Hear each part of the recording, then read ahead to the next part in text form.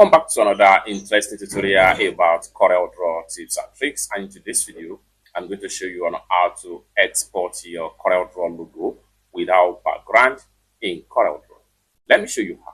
So just like this particular logo you see right here, so I want to export this logo without a background. That is going to give me higher resolution of PNG or transparent logo design. So what we want to do here is to make sure that there is no any background in this particular logo, just like what you see right here. This is on a plain background. However, how do we export it as a full PNG transparent? So what we want to do here is to make sure we come to the top right here, and then what we want to do is to go to File.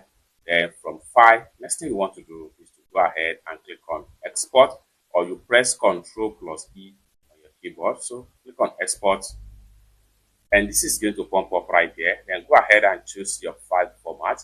So under the file format, make sure you choose PNG network.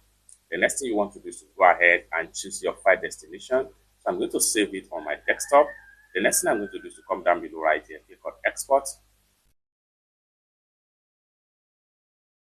Now you have it right here. You can see this particular logo here is a full transparent PNG.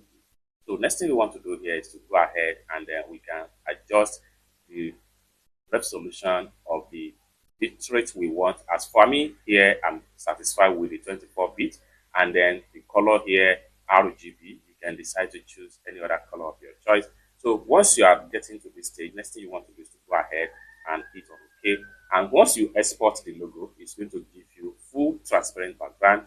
So if I minimize my Corel file right here and go ahead and check the logo. So we have the logo right here, just like what you see right here, and the logo is in a full PNG transparent right here. You can see there is no background in the logo. It's that simple. So this is how to export your logo as full PNG transparent background in CorelDraw.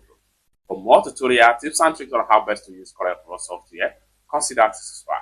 Thank you so much for watching, and I hope to see you in my next video. Bye for now.